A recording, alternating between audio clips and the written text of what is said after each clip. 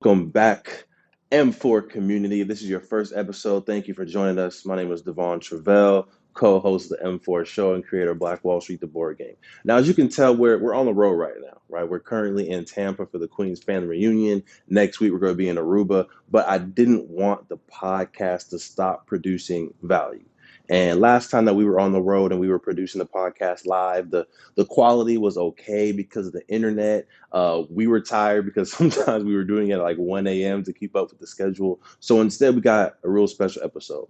What we're going to do is we're going to take bits and pieces from past episodes. We've been doing this for 3 years, and we want to make a real deep and intentional episode for people who are interested in either building a brand, right? You have an idea right now, but you haven't put it to the market yet, right? You haven't taken that first step in actually launching it. So you have an idea for a brand, or you've been building a brand for some time now, and for whatever reason, you haven't been able to gain traction, right? Maybe it's your messaging, right? Maybe it's the content that you're creating, right? Maybe it's the offer, the freebie that you have or don't have, right? So again, we've been doing this podcast for 3 years, and we've had guests on, and we've talked about branding as well. So what we're going to do is we're going to create a nice compilation episode for you that's going to go through 5 very intentional messages, steps for you to take to go from zero brand, zero business, or some established brand to making money within your brand,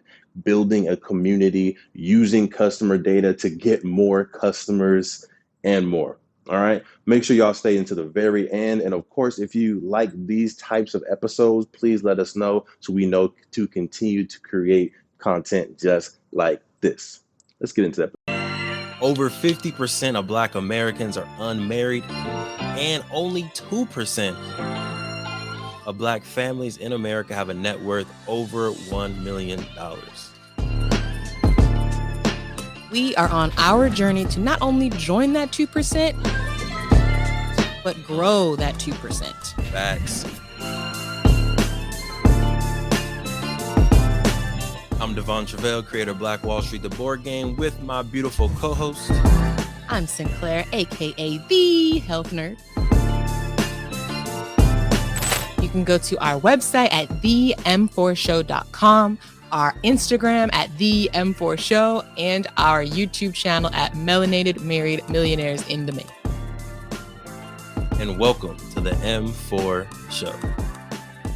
Somebody had the audacity, y'all, to start an Instagram account that said Devon Truvel with the underscore at the end.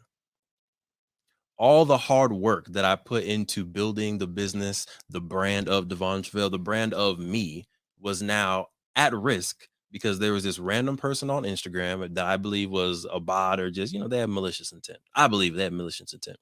And sure did. For sure. And they were DMing people with my name. And you're missing a part. They didn't. It's not like someone just happened to also come up with this name. They took his profile picture. Yes, they were reposting his posts word for word. They were definitely trying to imitate Devon. They even put this is my backup page on there. Malicious intent, y'all. It was crazy. And then they bought followers.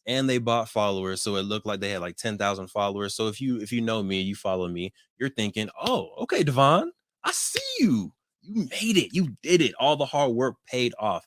Not there yet. Still going. Where I'm going with this is, as they were DMing people, they were like, hello there, using a yellow emoji, and just it was white. Technically, it was a yellow emoji, but saying things and using emojis that I wouldn't use. And I'm a very silver lining person, right? So the things that I got from this experience is, one, there was somebody or some group out there in the world that saw my profile as so valuable that they wanted to copy it, right? So valuable that they thought, let me pretend to be this person, because if I'm this person, I can create value. So what does that tell me? That my identity, who I am, can create value. So I need to stop messing with myself and take it seriously before someone else tries to come and take my value that I've worked hard for, right? Number two, what it told me is that there are a group of people out there that have a very set impression of who I am and my identity.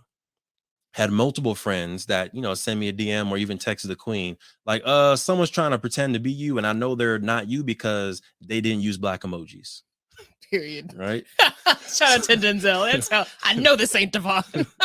So someone else was like, oh, I knew it wasn't you because they weren't talking about black empowerment or wealth.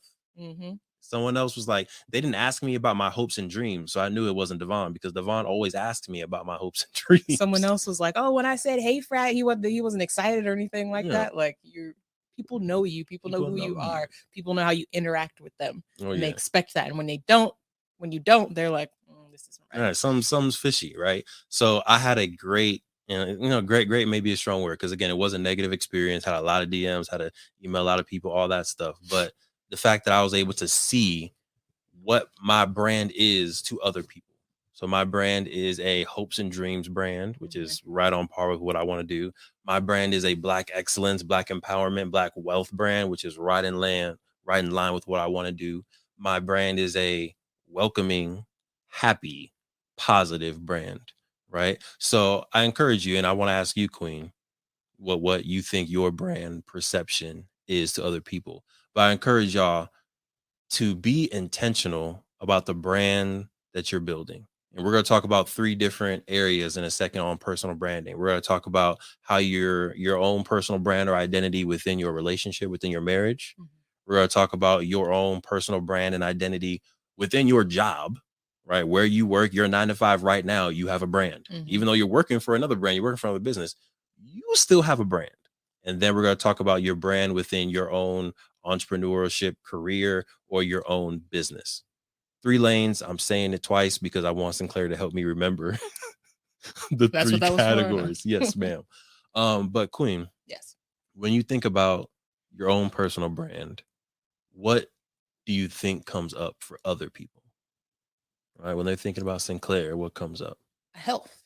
Nice. I think, like, even, yes, my Instagram is the health nerd, but we took that and, like, we say it on here. Like, I'd say that as my nickname because that's just where a lot of my passion and where I feel like my purpose is educating folks, researching, right? I'm a very analytical person, so I love getting into the weeds and research and stuff like that, but then letting people know about it.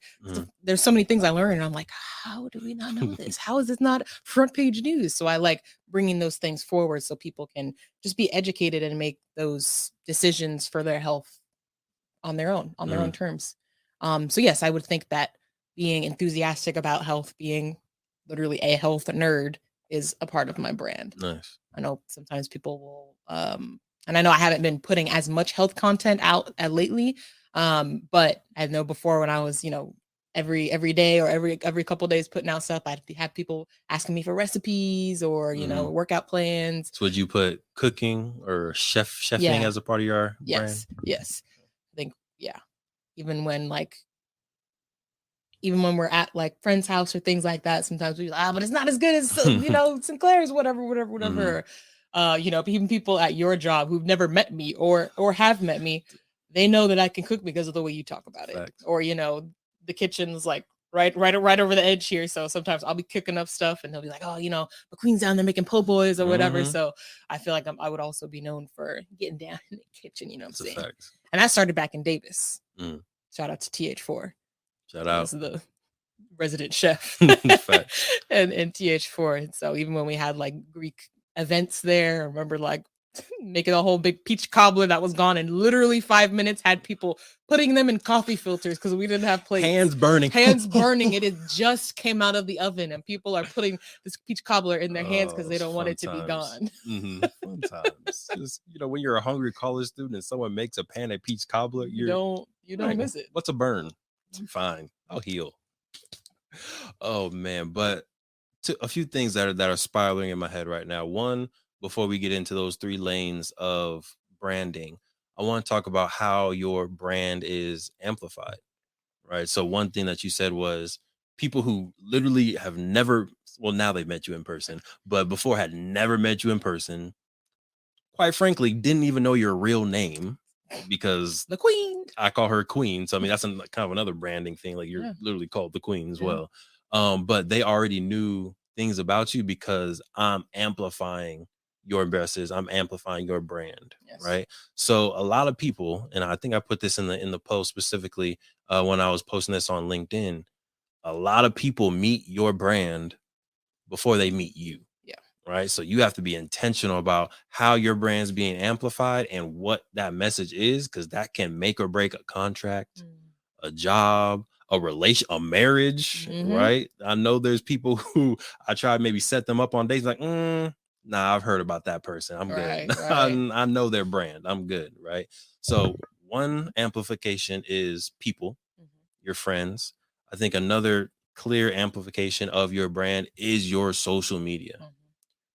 Please, and this is, maybe for our younger crowd, but this can be for anybody. If you have your Instagram, your Twitter, and your TikTok, your LinkedIn, see it as a extension of you and the opportunities that you want to be given to you. Yeah. Queen, anything to add on that before I go down a rabbit hole? Anything to add on amplifying your personal brand through the people that you know, through your social media, through pen pals and writing letters to people? Do that? No, that's done. Pen pals? Anyways, you mean Instagram friends? There we go. No, I think you're right that like see your social media platforms as an extension of you. And I know that there are different social media platforms that are kind of for different reasons, for different audiences, if you will, but they all in some way, shape, or form should be a reflection of who you are. So I would say definitely take a look, like go back to your social medias and be like, is this how I want myself to be presented to the world? Whether your page is public or private, stuff is out there on the world, out there in the universe. And once it's out there, we don't own it anymore. So we can't always control what people do with it. Right? Casing point, somebody's taking his information and reposting his stuff with the efforts of trying to get people to send them money. Like that's what they were trying to do. Is this man is clearly a trustworthy man. And so much, right? They trusted his brand so much that they were like, if I take this identity and I email or I message his followers, I'm pretty sure people are going to send me money. Right? Literally, they were DMing students were hitting me back like, professor, like, is this you? Da-da-da. And shout out to y'all. I'm not gonna say your names on here, but shout out to y'all for being smart, not sending any money. And they're like, yeah, I knew you wouldn't ask for this. Da-da-da-da. I was like, oh, thank you. But yeah, like y'all hitting up my students, my babies. Not the babies. Come on, man. You don't play about his babies. I don't. I want to know what that like first product was. What was that first shirt, right? And then how did you evolve? And I know the brands shifted as well, so that might be my follow-up question. But for folks out there that are trying to start their first brand, how did you first launch? Like, what was that product? I don't know if you remember how much it sold for. I don't know if you remember any of that stuff, but yeah. Oof, we're talking close to 10 years, which is kind of crazy to think about. Right. I remember what the first product was. I remember specifically what it was. It was a gray t-shirt. And back then the brand wasn't called Everything, it was called Tutto Everything. Yeah. And Tutto was Italian for everything. So it was the words Tutto written across the shirt, but then it was like 3 blocks, right? Of the kind of black power flag, right? It was red, green, and black. So we had like this, like we were like, okay, and it was printed in East Oakland. Like, this guy had this printing press in his garage, and he kind of did it for us. And going through that experience, getting shirts made and then selling them and watching people wear them. And just a couple years ago, like I remember walking, I was somewhere in downtown Berkeley, and I saw somebody randomly wearing it. And I was with my brother, and I don't say like I see it. I'm like, that's so crazy. My brother is like, "Hey, where'd you get that shirt from?" And they're like, "Oh," and she was like, and then I recognized her. I think she was with her boyfriend, and I recognized him, and he's like, "Oh, it was a friend of mine in high school," and he was talking about my friend. So just to be able to see that that progression and see it like that first shirt still being worn was pretty wild. But yeah, it started off with not anything specific in terms of messaging, just like it was just like Tutto, because we were like Italian, you want to be a designer brand, you got to have some type of foreign. So like it's okay, Tutto Italian, just named it Tutto Everything, and just started doing different logo iteration, just seeing what worked, what didn't. I'm like in class, I'm like a drawer, like a doodler. So I'm like anything I doodle, oh, this might be cool, put this on a hat or something like that. So it was a really cool process, and like started, like I said, with two of my friends, and so working together with them, and really just being able to learn and navigate this world that we weren't familiar with. I think it was a great experience at the time. And then um, you mentioned how the brand changed and evolved. We continued it. And you guys know Andrew who went to Davis, right? So Andrew was one of my friends who decided to continue on with me when we were in Davis. And then we just, life had as we grew as individuals and our interests grew, our interests became different, and we figured out, different things. He wanted to do different things within the music and design space that he's doing amazing work in up to now. And for me, so I had this brand that you know is synonymous with myself.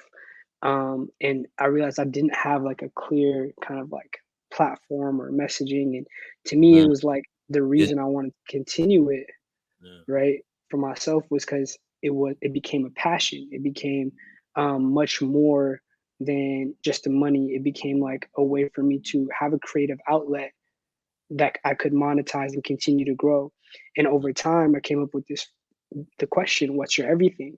And I remember putting it as an Instagram caption one day, and I have the post probably archived or something. But I remember having that as an Instagram. And that's the first time I ever wrote that sentence out, and I was like, "That's a pretty deep question," And like a lot of the people around me were reading it like, "Whoa, that's really deep," And it just made me look at society. It's like we're put in boxes, we're put in categories. In school we choose majors. It kind of like silos you into a specific um, path in life. And I had so many varying interests that I didn't like this whole I have to be in one position, or have to be um, I can only do this because this is what you studied, or this is what you do. So you can't spend too much time doing this. You can't spend too much time. And I was like, look, my everything is so many different things. I have so many different passions. I love sports. I love, design and fashion now. Like as I've grown in this space, just like renewable energy and sustainable projects, things like that, like global yeah. development, and stuff like that. Those are things that um, in school that I started picking up. Languages, like I love languages, and I was like, I'm gonna create a platform, for people to pursue their everything. And it became like my phrase for how I really wanted to live my life in terms of, what what I tell people is what's that thing regardless of time, money, and resources, you're gonna find the time, money, and resources to do. Right. Yeah. And I'm sure for a number of us, it's gonna be multiple things. We have multiple varying interests. I think as humans, we're very multifaceted. So that one question, that one phrase really, I think, encapsulated that whole idea.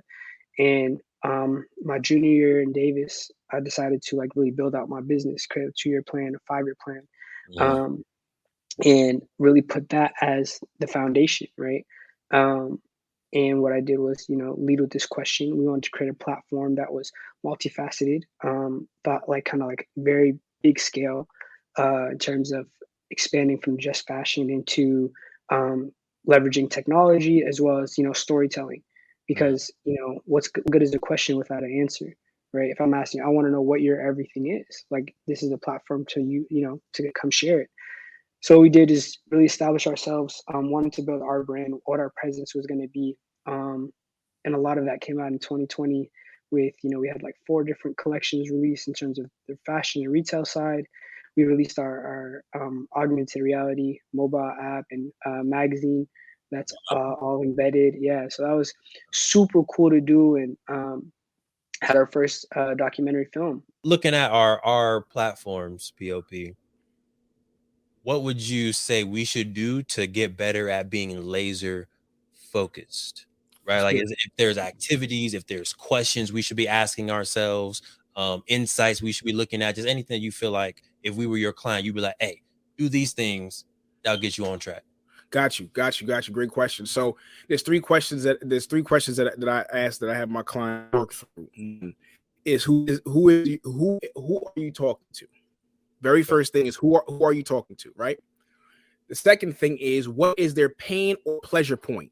What is their pain or pleasure point, right? What are they struggling with? What are they trying to where are they trying to get to? you begin to kind of narrow down what that person needs, right? Or that group of people that you're speaking to needs. Number 3 is what solution do you have to cure that pain point or to provide that pleasure? Okay. So those are the 3 questions that you have to work through. And the reason why these are important is because once you can identify who it is that you're talking to, then you can begin to build out or figure out how you want to build a relationship with them. And you build that relationship with them through your content, right? Then what you also do is when you have identified their pain and their pleasure point, you know exactly where you can meet them, right? You know exactly what they're going through. You take the time to actually get to know, to fall in love with the individual, fall in love with the audience that you're speaking to, right? Then once you're able to fall in love with them and you care, right?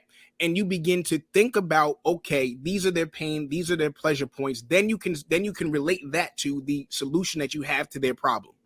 And what you're then doing is you're using your content to show that you have the solution to their problem.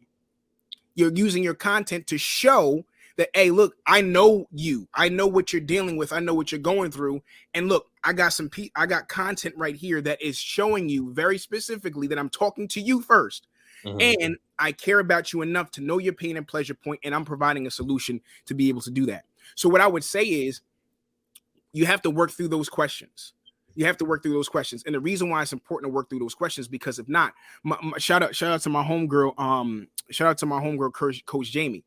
She said to me, when you're talking to, because one of the things that I struggle with was talking to everybody.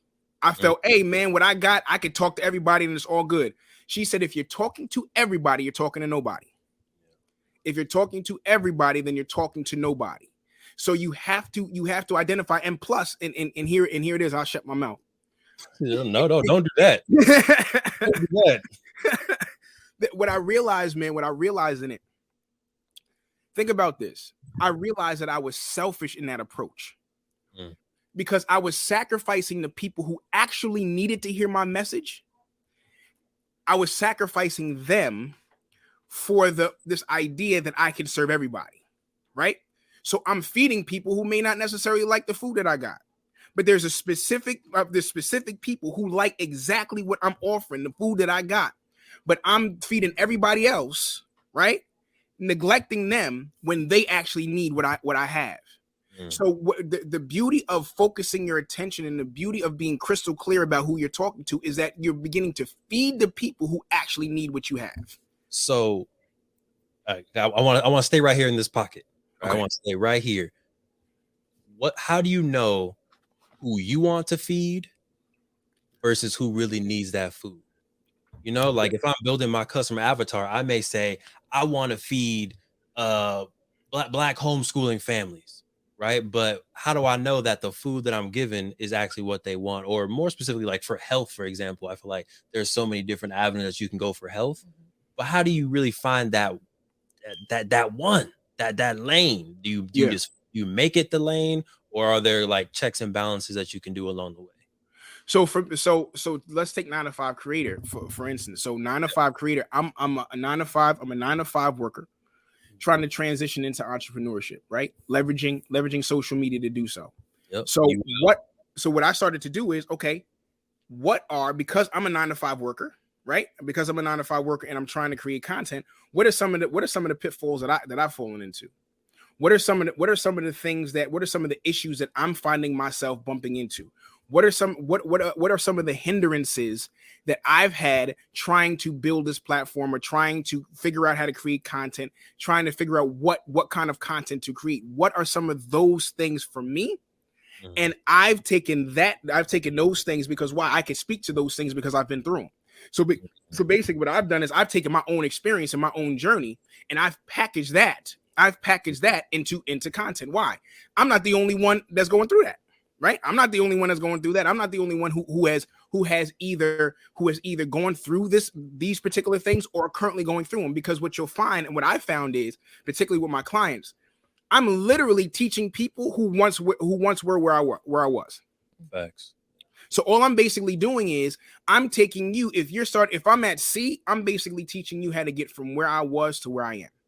And so when you begin to think about what if as far as health is concerned, okay, what were some of the struggles that you had in your own personal health?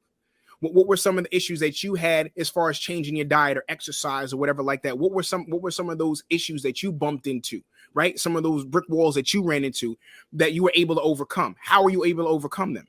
Right? What did you have to get a mentor? Did you have to get somebody? Did you have to get an accountability group? Like, what were some of those things that helped you overcome those things? And what you're then doing is you're then now packaging that and you're using that as content.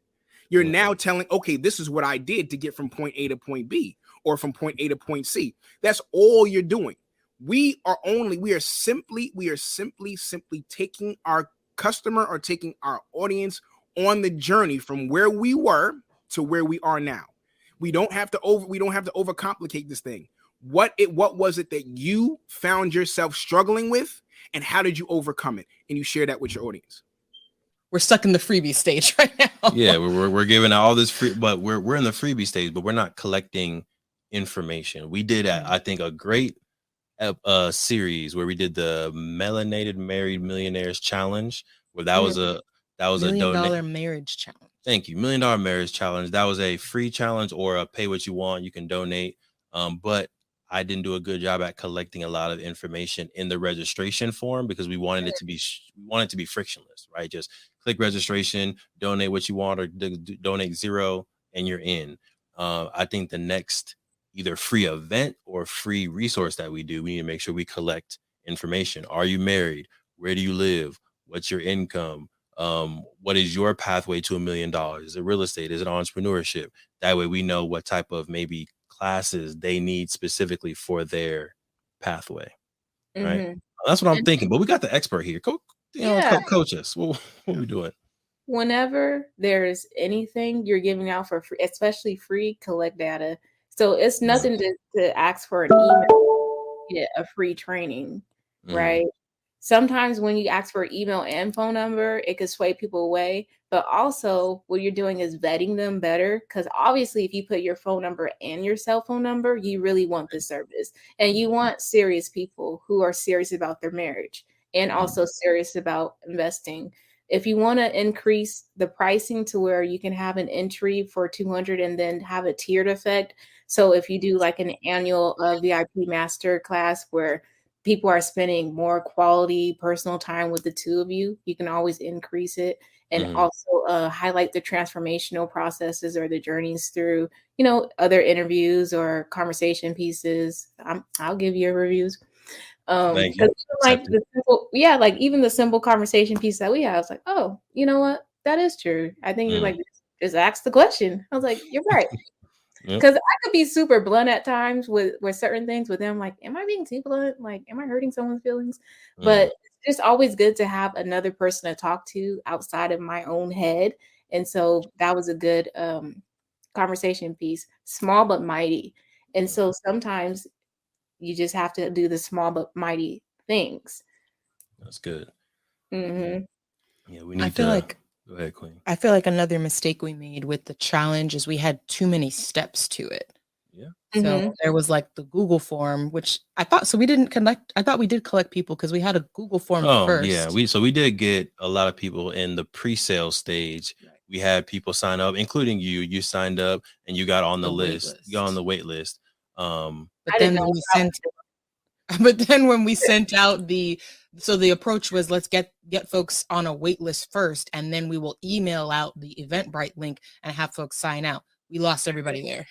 So we had quite a few people on the wait list, but when we sent out the Eventbrite, only a fraction of people actually actually signed up. And I noticed the same thing when I used to do the same thing for health coaching and even potluck. Like, that seems to be a common theme. Like, have it be one step where you put your information and now you're signed up. I feel like it may have been another like Dame Dash situation, because I feel like you listen to a lot of people and you take a lot of advice from people who already have big audiences. So they probably can do a wait list and fill it up, and then people are literally waiting for that email. But I feel like for me, in the building stage, you got to just make it as frictionless as possible, because if they don't already know your value, they're not going to be waiting around for that Eventbrite or for that thing. And so you may lose some people. Look, we're gonna get right back into the amazing podcast. But if you didn't know, in 2017, we created Black Wall Street, the board game, because we thought more families needed to know about the history of Tulsa Black Wall Street. More families needed to know about the legacy of Black excellence left behind of Tulsa Black Wall Street, that we can own a Madam C.J. Walker Beauty Salon. We can have a Booker T. Washington High School. We can have an Uncle Steve's Barbecue. We can have a Renaissance man like Simon Berry, who had his own taxi service and bus service that got bought out by the city of Tulsa. We have brilliance in our DNA. We wanted to make sure that your family can play a game that teaches them about this brilliance. So we have Black Wall Street, the board game, right here. We had the first edition available in 2017. That got sold out. We're on the second edition right now, or you can get the beautiful masterpiece version of the game as well. It's up to you. Head to playblackwallstreet.com and get yourself Black Wall Street, the board game, to empower you, your family, and generations to come. Playblackwallstreet.com. Let's get back to the episode. I just kind of want to walk through the steps that we're specifically taking to rebrand the podcast. Y'all can take very similar steps if you're rebranding your podcast or if you're rebranding your business. The steps may look a little bit different, but we're going to go through just our steps for people who have a business, but also just for our audience so you can know what to expect. Because we don't want y'all to feel like left out of the situation. We didn't communicate with y'all like, oh, what's happening? What's this new M4 thing? What's that? Open book, open communication so that y'all can be along for the ride and continue to give us feedback along the way. Cool. Queen. King. Step number 1. What is it? Step number 1, assess your current desired perception versus the customer perception. And that is kind of what we talked about earlier, is this is what we want to do, but does that match up with what the customer sees? Boom. Step number 2 is going to be reevaluate the brand goals and the audience, right? So just take a step back and figure out, where do I really want this podcast to go? Who do I really want to listen to it? Who do I really want to impact with the show? And this is going to help you figure out, is the goals and the intentions really lining up? Okay. So reevaluate your goals and your audience for your business, for your podcast, for your show, for your movie, all that good stuff. Queen. Number 3, create a new brand name and image.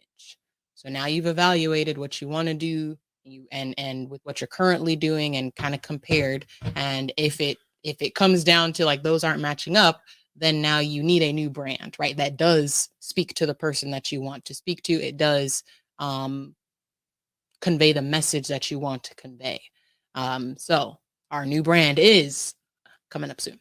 But it should be one that matches, again, with what you are trying, with the message and the audience that you actually are wanting to connect with. Number, I don't know number, what, 4? 4. Number 4. See, you put numbers and then letters. Number D. D for Devon. Number 4 is secure your new social media handles or convert your social media handles, right? So again, just like we did with Truvel Forever, we're like, this is not quite working. The perception isn't connecting. We came up with a new brand name, Play Black Wall Street. Cool. That's what we want. Now we need to create the @Play Black Wall Street on Instagram, the Twitter, the YouTube. Get all of your social media channels secure with your new brand name. For our show, there's going to be some stuff that we convert, and there's going to be some stuff that we start completely new, right? So because the Truvel Forever Instagram is the main place where we put the podcast materials, we're just going to convert that entire Instagram page to this new brand name, which Sinclair will tell you very soon, right? We're just going to convert that instead of starting a new thing, because at that point, there's nothing much that Truvel Forever itself as an entity is creating with the brand name Truvel Forever, right? It's just a shell company or a holding company at this point. Just like Google. What's the company that owns Google? Alphabet. Have you ever been to alphabet.com? Never. Does alphabet.com have an Instagram account? Couldn't tell you. All right, nobody knows. No one follows the Alphabet company, right? But we follow Google. Mm-hmm. We follow YouTube. Mm-hmm. We follow Slack. Mm-hmm. We follow what else do they own? The world. They own a whole bunch of stuff, right? But these are all brands. Like Google is a brand. Google's not a company. Like, it's a company too, but Google is mostly a brand. YouTube is a brand that is owned by the Alphabet company. So that's kind of what we're building out at this point, right? TH4, True Forever, is essentially going to be that Alphabet company, that brand or that company that owns these different branches of the brand. And, you know, if you want to be a visionary too, you can kind of have the same setup. And I think just one small thing on the social media aspect, I mean, it does need to be its own step at this point, right? Because it is so ingrained into business culture that you need a social media presence. I definitely would recommend looking into obviously making sure that no one else in your space has the new name that you want to do. You want to be unique and you don't want to steal someone else's brand. Don't want to get yourself in any trouble. But also on social media, sometimes people may have a social media page. It may not be a legit business or anything like that, but don't go look. But even if the exact one you want is taken, you can still get creative with like underscores or putting the or whatever at it. So don't be discouraged if just a social media handle is taken. You know, I think if it's not a business name, you can still get creative. Yes, and you did a very good point. Go to your state Secretary of State and look up the new brand name. Yeah. And make sure it's not there. Yep. And then go ahead and claim that name. Yes. That will avoid legal trouble. You don't want anybody coming after you. Where are we? 5. Secure E. We're on E. Secure a new domain. So, right, social media, you also need a website. And so securing a new domain where people are actually going to go to find you should also match up in some way, shape, or form with your new brand name. If it's not the full company, ours is a little long. So we may shorten it, but it should still have something to do with your new name. So what's a good tool that people can use to go find? Yeah, you can use a few. We use usually either GoDaddy or Google Domains. Listen, y'all, I have a whole bunch of domains that I own. Collects. Another hobby of his is collecting domains. My thing is like, if I have a good idea and the domain isn't taken, I want to just boom, let me own this domain. That way, eventually, when I have the idea, I already have the perfect domain for it. So I have like movie ideas where it's like Rose and Rodney. I got that domain way before, way before it even the movie came out. I got a few other cool ones too. Long story short, buy yourself a domain. It's like $12. Sometimes it can be $50 per year to get it. You do have to pay every single year. But yeah, make sure the domain is there. And what I like to do is probably get a few different versions of the domain as well. So get like the abbreviated short version that's easier to say to people, but then maybe get the full brand name as well, because if your brand does take off, you don't want someone else to then go buy the domain and then people Google your full brand and then that other person's domain comes up because they own it. So you may want to secure that one as well, just for extra protection. Good point. Oh, it's on me. Number 6 is you want to, like we're doing right now, communicate the new brand to the team, to your team, and to your audience, right? So don't just pop up. Don't do a Beyonce album drop, right? Because you're not Beyonce. Right? It's okay. We've learned that lesson. I'm not Dame Dash, right? I can't just drop something without marketing because I don't have that backing. So now we know we need to communicate actively with our audience to make sure that they're along for the ride and that they know what's happening, so that when they see the first post, when they see the new Instagram account, when they see the new YouTube, the new logo, all that stuff, it's not a surprise. It's like, oh, okay, they've been talking about that for a few weeks now. Right. Boom, it's finally here. It also kind of helps build the anticipation up, I think, a little bit. Like, ooh, what's the name of the podcast? When's the rebrand coming? What's going to change? So you want them to be along with the ride, or we want you to be along with the ride with us. Appreciate you. All right. And then last but not least, queen number G. Number 6. 1, 2, 3, 4. Whatever. Number G. Stay in your new identity and your niche. Yeah. So, right, you've done your rebrand, you've done all of this work to switch brands and identities. You have to be careful not to backslide into what's comfortable. And, go back to the old ways is make sure that you have your steps outlined, right? Who are the guests that you get on your podcast? who are your customers? How are you outreaching to them? Have all of that outlined, so that you make it hard for you to backslide into your old ways. I feel like for us, it's going to be like the being careful not to say True Health Forever and things like that. Like it's going to take some time, but I think we've done a pretty good job of also getting our new name into our vocabulary so that, that doesn't happen. But yeah, just make sure that you've got all of your steps outlined after the rebrand, and you're consistent, kind of like your system of how you market, how you reach out to, depending on what type of business you have, how you reach out to your guests, how you reach out to your audience, your customers, your new segment of customers. It may require a new marketing strategy. So how are you going to do that? Lay out that strategy so that you don't have to fumble and figure it out afterwards. And, you don't want to have any slip ups and have people confused on like, okay, so what is your business? So yeah, that's an important one. Oh yeah. The only thing I'll add to that is it's going to feel uncomfortable at first, right? Especially whether you start a new stuff from zero or you convert things, and maybe you don't get the reaction that you thought you would get, or you don't get the reaction or the likes that you were getting before, or whatever it may be. You may be like, okay, well, let me just switch back. Yeah. Right? Like, it's been 2 weeks. We started this new Play Black Wall Street Instagram. We only got 10 followers. We're only getting 2 likes. Forget it. Let's stop posting there. Let's just keep posting on Truvel Forever. We were getting 20 likes, right? But now we're getting hundreds of likes with Play Black Wall Street, right? So take your time, stay true to it, and have some metrics, have some benchmarks that you can kind of keep yourself accountable for at least a quarter, 2 quarters, 3 months, 6 months. But yeah, like the Queen said, do not backslide into what was comfortable before, right? Because the point of getting uncomfortable is to see that growth, to feel that growth. Okay, Queen, you good? I'm good. Cool. So hopefully you got some value. If you did get some value out of that, make sure you give this video a like and subscribe on the YouTube channel. If you are listening on Apple Music, Spotify, podcasts, make sure you subscribe to the show.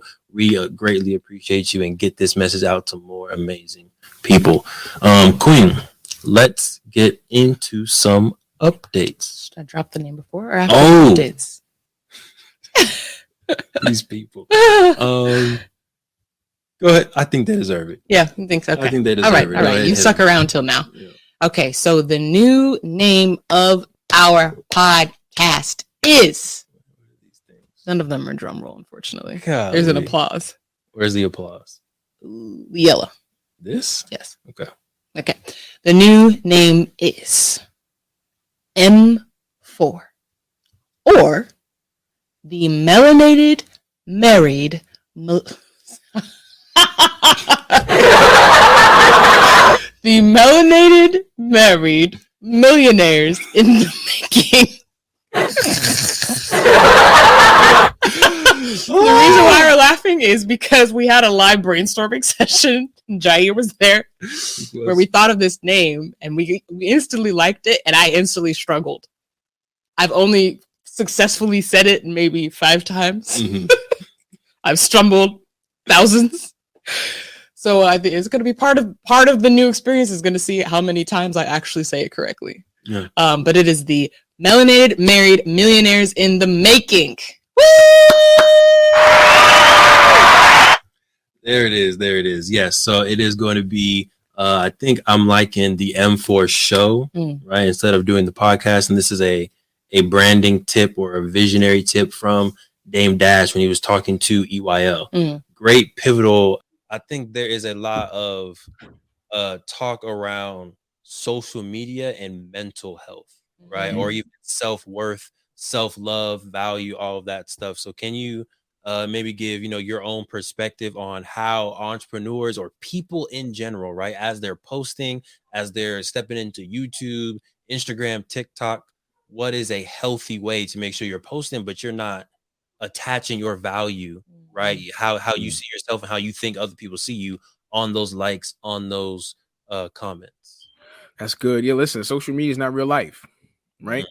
Social media is not real life, right? You know what I mean? You are an individual. You are a very unique individual. You have something phenomenal to offer to the world. So what I would say is, when you're posting your content, understand, again, you're offering a solution to somebody's problem. And as long as you keep that in mind, then I think it's going to help you to have a healthy perspective on when you're posting. But also, if you feel yourself kind of getting bogged down, disconnect. You know what I'm saying? If you got a couple off of social, you got a couple off of social. And what you can do is if you use a platform like Later, Later, or you do Facebook Creator Studio, those things allow you to post. They allow you to schedule your post, right? So you can actually schedule your post in ahead of time. So if you're like, listen, I just need to take a break, I need to disconnect, but you still want to post, right? Schedule your posts and just let these platforms go ahead and schedule the post for you, and you take some mental health time. You take some mental health time, because I see it a lot. Comparison, right? And they say comparison is a thief of joy. And a lot of people are feeling as if they're not adequate, or they're feeling as if they're not good enough, because they're looking around them and they're seeing the highlights of somebody else's life and saying, man, how come that ain't my life? Well, guess what? It's probably not their life either. It's probably not their life either. So look, so who you are, your mental health, your overall health is the most important thing. And so, social media will be there. So you do what you have to do, you post, but if you feel yourself getting overwhelmed and you got to take a break, take a break. Well, there you go. Those are the 5 tips. What am I saying? Right? Those are the 5 steps and tips that we have for y'all that are interested in building a brand. Queen, what should they make sure they do? Make sure you like and subscribe. Yes, Please. like and subscribe to the podcast, to the YouTube channel, and go ahead and let us know if you are interested in building a brand, or if you already have a brand. Leave a comment below. What is your brand name, and who is your specific customer avatar?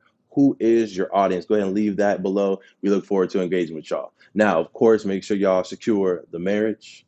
Make sure y'all secure the love. And of course, make sure y'all secure the bag. Peace. Thank you for supporting the M4 show and our mission to increase the wealth of Black families. If you received any value from this episode, any value at all, any, do us a favor and give us a like and subscribe on YouTube and Apple, Spotify, anything, all of them, all of them, wherever you're listening. Go ahead and like and subscribe. And after you like and subscribe, make sure you send this episode to at least one family that you really want to see win. We'll catch y'all next time. Peace.